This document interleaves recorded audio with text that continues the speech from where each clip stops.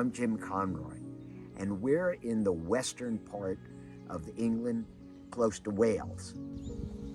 Hello, my name is Basia Alexander with Basia Institute. It's school and it's Mystery Academy at a park with many, many magnificent ancient trees. And we're in a beautiful park where there are a lot of ancient trees. And this happens to be a very ancient oak tree. Yeah, 898 years old. Wow. You got a lot of wisdom. Wow, that's right. A lot of wisdom in this tree. It says, I'm happy, I love living here, I want to grow.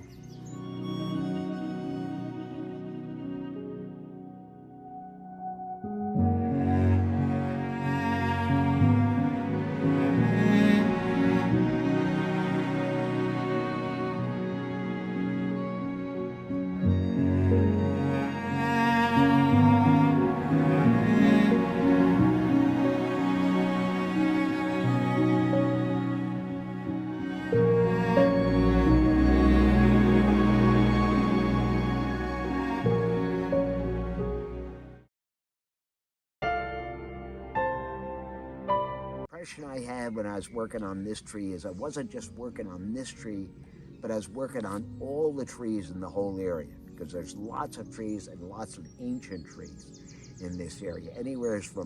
I'm talking anywhere from 400 to this almost 900-year-old tree, okay? And in all different sizes and shapes, you know, chestnuts, oaks, everything here.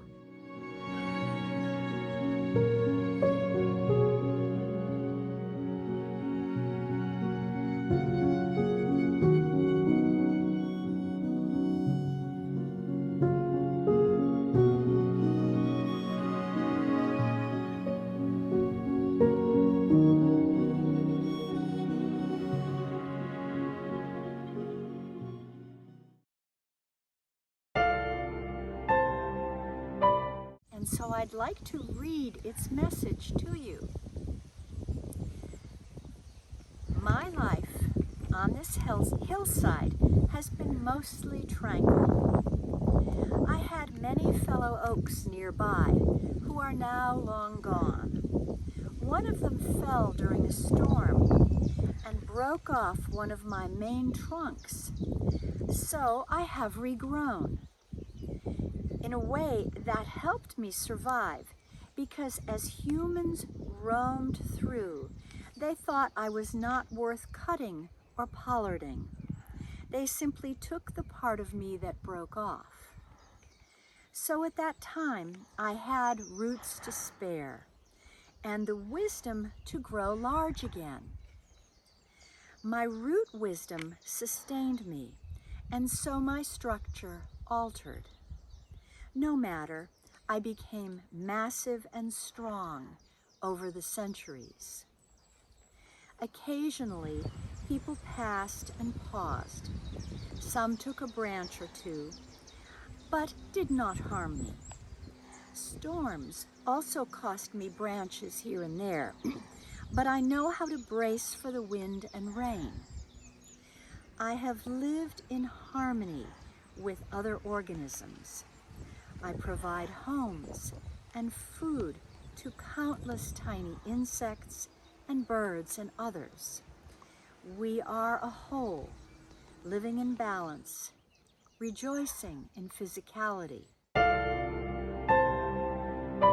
It's really not fully supporting itself if the parts aren't connected to the functions. What roots are there, they're well formed and they're operational. And what xylem and phloem there is well formed and operational. And what bud and leaves are there is well formed and operational. But you don't have enough of them. And what that's telling me is that the parts aren't connected to the functions. They aren't driving the functions right, and therefore the functions aren't driving the parts to regenerate the parts. So that's why. So they're not building up enough new parts to fully support themselves. So we now have the good movement in the tree, in the dimensional scale. Parts to functions, functions to parts, parts to functions, functions to parts. Got to get that going again. then that drives also the fluid going up and down the trees, because you got to get right fluid moving up through the tree and food moving down and around the tree, and so that just all needs to be regenerated again. So the functions aren't regenerating the parts again. That's how the tree grows. It puts on new roots, xylem and phloem and bud leaves. Those are your main growing points. In other words, the roots and the xylem and phloem don't get connected, or the xylem and phloem and the bud leaves get disconnected. So you have to have the parts connected to the functions, and the functions, it's like almost like a cycle. Parts. Before the fighting times, before humans were predators, there were parades of etheric old ones who wove together the strands of golden and white fibers, which allowed us to rejuvenate and renew ourselves in elongated lives and fine-looking parts. I know this from my times lived in previous, mostly oaken forms. Since the fighting times, the old ones don't visit as often. They are cautious beings who cannot maintain their fine and delicate, shimmering forms in the presence of dense or angry vibration. The old ones recede into the shimmering places in that case. So they are still here, right here, but will not come out to play or dance. It is in their play and dance that we of more dense stuff could receive the life-giving sparkles and elixir that we use to fuel, to realign our abilities to live and grow. Today, we received such an elixir from a surprising place. This human, and I might say that would be Dr. Jim Conroy, the tree whisperer, this human serves as a funnel from the shimmering realms and adds the seasoning of what he calls information.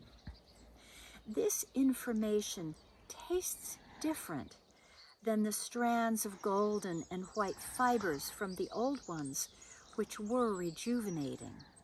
However, despite the different taste, this stuff called information is useful and also rejuvenating in these times when stresses are more severe than they were when I was young, and much more severe than in my times lived in previous forms.